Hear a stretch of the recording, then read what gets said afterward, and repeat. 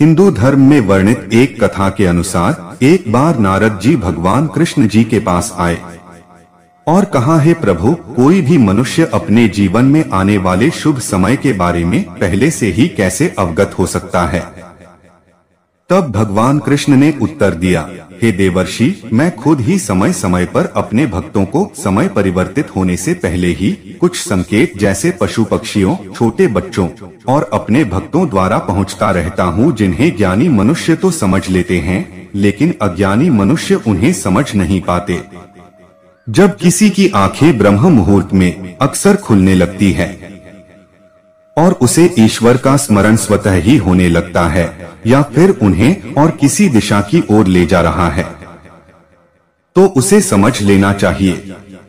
आने वाले समय में उसके भाग्य का द्वार खुलने वाला है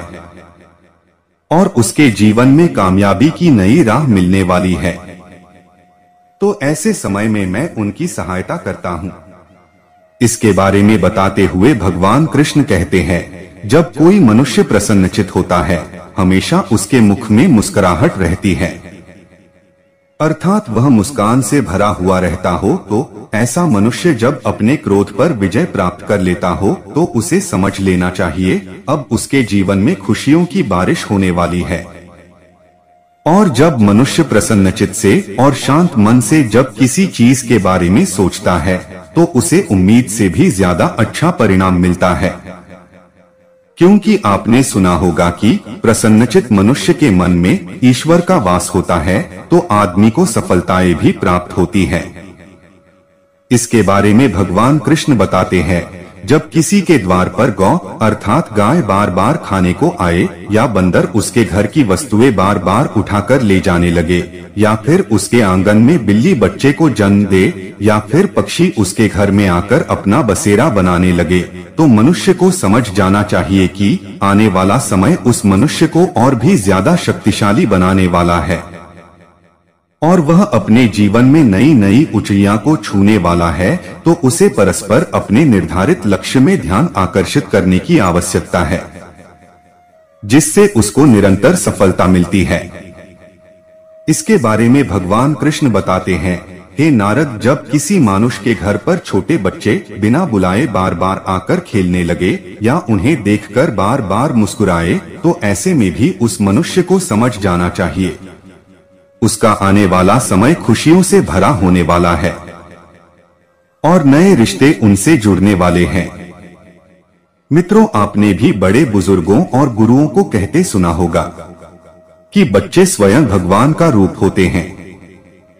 और आप इसके बारे में क्या सोचते हैं, नीचे हमें कमेंट में बताएं।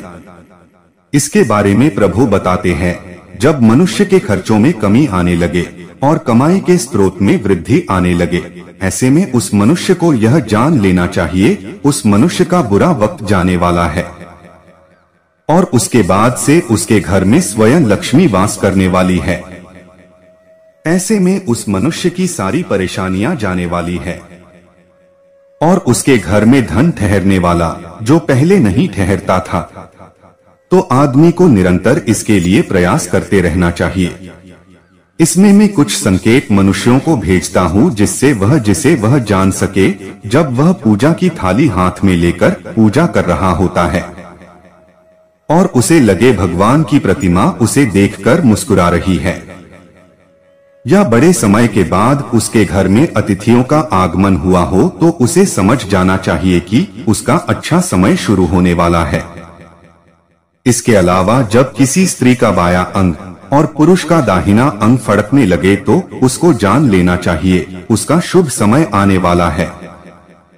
इसके बारे में भगवान कृष्ण बताते हैं, जब वह किसी कार्य के लिए घर से निकलता है और तब उसे गौ अर्थात गाय माता के दर्शन हो जाए या फिर किसी साधु संत द्वारा उसे आशीर्वाद मिल जाए,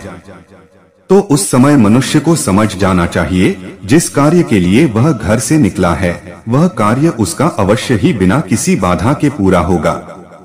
इसमें कोई संदेह नहीं करना चाहिए। अंत में भगवान कृष्ण बताते हैं, इन सब के अलावा संध्या के समय जल से भरा पात्र या फिर दूध से भरा पात्र उसे प्राप्त हो या उसे कोई मिठाई दे, तब भी उसे समझ जाना चाहिए कि अब उसके भाग्य खुलने वाले हैं और इसमें कोई संदेह नहीं कि उसको आगे चलकर सफलता की नई ऊंचाइयां मिलने वाली है। तो मित्रों, यह ऊपर बताई गई बातें भगवान कृष्ण द्वारा बताई गई, जिनका वर्णन हमारे शास्त्रों में भी किया गया है। हमारे शास्त्र जो हमें जीने की नई राह प्रदान करते हैं और हमें जीने की शिक्षा देते हैं।